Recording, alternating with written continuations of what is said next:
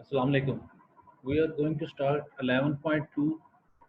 A company was organized early in 2004 with authorization to issue 220,000 shares of $100 par value preferred stock and 1 million shares of $1 par value common stock. All of the preferred stock was issued at par and 300,000 shares of the common stock were sold for $20 per share. The preferred stock pays a 10% cumulative dividend. During the first 5 years of the operations, 2004 through 2008, the corporation earned a total of 4 lakh, 4,460,000 and paid in dividends of $1 per share each year on common stock. In 2009, however, the corporation reported a net loss of 1.75 million and paid no dividends. Let me explain it in Urdu. एक company 2004 में बनाई गई और उसको जो authorised capital था 20,000 shares, वो preferred shares issue कर सकता था $100 पार वैल्यू के। और जो उसको ऑथराइजेशन मिली कॉमन स्टॉक की 1 मिलियन की मिली $1 पार वैल्यू पे। इसी तरह कंपनी ने क्या किया कि जितने भी वो प्रेफर्ड स्टॉक इशू कर सकता था वो तमाम के तमाम इशू कर दिए, यानी कि वो 20,000 इशू कर सकते थे, उन्होंने 20,000 के 20,000 ही इशू कर दिए। जबकि कॉमन स्टॉक में जब हम बात करते हैं तो वो 1 मिलियन यानी कि 10 लाख इशू कर सकते थे, उन्होंने सिर्फ 3 लाख इशू किए और उसकी कीमत $20 थी। पार वैल्यू उसकी 1 थी, लेकिन जो इशू किया गया वो $20 पे किया गया। The preferred stock pays a 10% cumulative dividend, जबकि जो preferred stock का जो cumulative dividend है वो 10% का है। Similarly, during the first 5 years of the corporation, 2004 से लेकर 2008 तक कंपनी ने जो टोटल रेवेन्यू अर्न किया वो 4.46 मिलियन का किया। उसमें से उसने क्या किया, डिविडेंड पे किया $1 पर शेयर कॉमन स्टॉक पे, और 2009 में कंपनी ने नेट लॉस रिपोर्ट किया 1.75 मिलियन का, और उसने ना कोई डिविडेंड पे नहीं किया, ना ही कॉमन स्टॉक का ना ही प्रेफर्ड स्टॉक का। अब इसको उसी तरीके से जिस तरीके से हम लोग करते होते थे उसी तरह से स्टार्ट करते हैं। मैंने उसकी वैल्यूज नहीं लिखी हुई, वैसे मैंने उसकी एक्सप्लेनेशन और उसकी नरेशन वगैरह मैं पहले उसके लिख चुका था ताकि टाइम वेस्ट होने से बच सके। तो लेट्स स्टार्ट। सबसे पहले हम लोगों ने प्रेफर्ड स्टॉक इशू किया था, 10% प्रेफर्ड स्टॉक इशू किया था और उसकी कीमत एक शेयर की जो पार वैल्यू थी वो $100 थी। हम 20,000 इशू कर सकते थे टोटल, और हमने 20,000 कंप्लीट इशू कर दिया था। इसका मतलब क्या है कि हम लोग क्या करेंगे, 20,000 को मल्टीप्लाई करेंगे 100 के साथ, तो ये हमारा पेड इन कैपिटल आ जाएगा प्रेफर्ड स्टॉक का। सिमिलरली जब हम कॉमन स्टॉक की बात करते हैं तो common stock $1 par value authorized 1 million shares issued and outstanding 300,000 shares। यहाँ पे क्या था कि आप कंपनी जो इशू कर सकती थी शेयर्स, वो इशू कर सकती थी 1 लाख और 10 लाख। कंपनी ने 3 लाख शेयर्स इसमें से इशू कर दिए और उसकी पार वैल्यू थी $1। इसका मतलब क्या है कि अगर हमने उसकी पेड इन कैपिटल कैलकुलेट करना है तो सिंपली हम लोग क्या करेंगे, number of shares issued multiply by par value, तो वो हमारे पास 3 लाख आ गया। नेक्स्ट हमने देखना है क्या मुझे कोई extra additional paid in capital था। तो प्रेफर्ड स्टॉक की सूरत में जो अभी हमने क्वेश्चन रीड आउट किया था, तो प्रेफर्ड स्टॉक की सूरत में हमारे पास कोई एडिशनल पेड इन कैपिटल नहीं था। अगर होता तो हम यहाँ पे जरूर लिख देते। अब यहाँ पे हमारे पास सिर्फ पेड इन कैपिटल आया था एडिशनल, वो कॉमन स्टॉक का आया था। कॉमन स्टॉक में कैसे आया था कि कॉमन स्टॉक उसका जो पार वैल्यू थी वो $1 थी, जबकि उसने जो इशू किया था वो $20 पे किया था। इसका मतलब ये है कि हम लोग $1 को तो ऑलरेडी पेड इन कैपिटल में रिकॉर्ड कर चुके हैं, जो $19 हैं जो हमने एक्स्ट्रा चार्ज किए वो हमने रिकॉर्ड नहीं किया। तो एडिशनल पेड इन कैपिटल में हम लोग उसको रिकॉर्ड कर लेंगे। तो हम लोग क्या करेंगे, नंबर ऑफ शेयर्स इशूड यानी कि 3 लाख मल्टीप्लाई बाई 19, यानी कि ये वो अमाउंट है जो हमने पर शेयर एक्स्ट्रा लिया था, तो 19 से मल्टीप्लाई किया तो ये हमारे पास आ गई 5 लाख 57 लाख। तो अब हम क्या करेंगे, प्रेफर्ड स्टॉक का जो हमारा कैपिटल है, जो कॉमन स्टॉक का कैपिटल है, और इसी तरह जो एडिशनल पेड इन कैपिटल है, इन तीनों को ऐड करेंगे तो हमारे पास टोटल पेड इन कैपिटल आ जाएगा। ये हमारे पास टोटल पेड इन कैपिटल आ गया। अब नेक्स्ट हम लोगों ने फाइंड करना है जी रिटेन्ड अर्निंग को। रिटेन्ड अर्निंग क्या, ये मैं बॉक्स ब्लैंक छोड़ रहा हूँ, जैसे ही हम लोग कैलकुलेट करेंगे तो यहाँ वैल्यू पुट इन कर देंगे।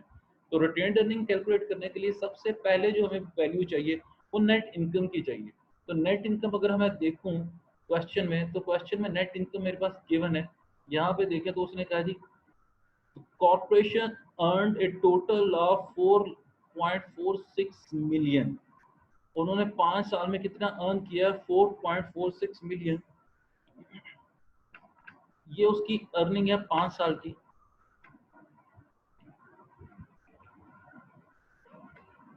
ये उसकी 5 साल की अर्निंग है। अब मैंने देखना है इस पे प्रेफर्ड डिविडेंड कितना पे किया उसने। सबसे पहले प्रेफर्ड डिविडेंड कैलकुलेट करने के लिए हम पहले कैलकुलेट करते हैं कि एक शेयर पे मेरा कितना डिविडेंड होगा प्रेफर्ड में। तो एक शेयर पे जो मेरा प्रेफर्ड पे रेट है वो 10% है।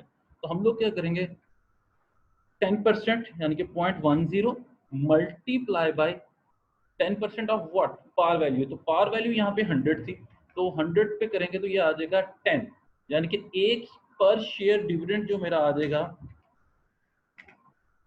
डिविडेंड प्रेफर्ड का आएगा, जो पर शेयर प्रेफर्ड डिविडेंड जो मेरे पास आ रहा है वो आ रहा है जी $10। अब मैं क्या करने जा रहा हूँ, मैं करूंगा, ये एक शेयर पे मेरा 10 था, तो इसका मतलब क्या है कि अगर मैंने टोटल कैलकुलेट करना है तो मैं क्या करूंगा, मेरे पास टोटल शेयर्स हैं कितने, मैंने जो टोटल शेयर्स इशू किए थे वो 20,000 किए थे। तो हम लोग क्या करेंगे, इसको 20,000 को मल्टीप्लाई कर देंगे 10 के साथ। तो इसका मतलब क्या है, ईयरली प्रॉफिट प्रेफर्ड डिविडेंड निकल आएगा मेरे पास। ये ईयरली प्रेफर्ड डिविडेंड, जैसे ही मेरे पास ईयरली प्रॉफिट डिविडेंड निकल आया, वो आया 2 लाख। अब 2 लाख जब मेरे पास ईयरली प्रेफर्ड डिविडेंड आ गया, तो मैंने कैलकुलेट कितने का करना है, 5 साल का, क्योंकि उसने 5 साल तक किया था। तो हम लोग क्या करेंगे, 5 मल्टीप्लाई बाय 2 लाख, तो मेरे पास 1 मिलियन यानी कि 1 मिलियन या 10 लाख हमारा प्रेफर्ड डिविडेंड आ गया। अब मैंने कैलकुलेट करना है common dividend. Common dividend calculate करने के लिए सेम उसी तरीके से हम देखेंगे पर शेयर डिविडेंड कॉमन का कितना था। तो पर शेयर कॉमन डिविडेंड जो मेरे पास था वो था $1, यानी कि अगर $1 है तो मैंने टोटल शेयर्स इश्यू किए थे कितने, 3 लाख।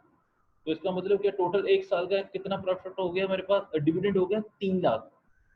अब मैंने 5 साल का कैलकुलेट करना है, तो क्या करेंगे, 3 लाख को मल्टीप्लाई कर देंगे 5 के साथ, तो ये हमारा डिविडेंड कैलकुलेट हो जाएगा। तो हम क्या करेंगे, 1 multiply by total number of shares issued, shares वो थे 3 लाख,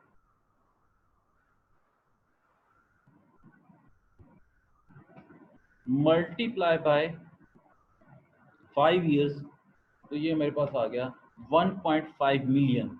इसको अब हम क्या करेंगे, जो प्रेफर्ड का डिविडेंड था यानी कि 1 लाख, और जो कॉमन का डिविडेंड था 1.5 मिलियन, दोनों को ऐड करेंगे और उसको हम नेट इनकम से माइनस कर देंगे। जब दोनों को ऐड किया तो हमारे पास जो वैल्यू आई वो आई 2.5 मिलियन। तो 2.5 मिलियन को मैं माइनस कर दूंगा 4.46 मिलियन से, जो हमारा ऑलरेडी नेट इनकम थी। तो हम लोग क्या कर रहे हैं, 4.46 मिलियन माइनस 2.45 मिलियन, तो जो माइनस करते हैं तो मेरे पास अमाउंट आ जाती है 1.96 मिलियन, यानी कि 19,60,000। अब ये मेरी कैलकुलेशन आ गई है 2010 तक की। अब 2011 में उसने कहा था कंपनी को लॉस हो गया और उसने ना कोई कॉमन डिविडेंड पे किया और ना प्रेफर्ड डिविडेंड पे किया। अब मैंने देखना ये है कि मुझे लॉस कितना हुआ। तो लॉस के लिए हम लोग दोबारा क्वेश्चन देखेंगे। तो क्वेश्चन में लॉस गिवन है आपके पास, ये आखिरी लाइन अगर देखें तो उसमें वो कहता है in 2009 however the corporation reported a net loss of 1.75 million and paid no dividends. इसमें उसने क्या किया, कोई डिविडेंड पे नहीं किया। 1.75 मिलियन के, तो हम लोग उसको इस तरीके से कर लेंगे कि 1.75 मिलियन का हम देखेंगे तो इसका मतलब क्या, 17,50,000 पे आपने कोई लॉस इनकर कर दिया।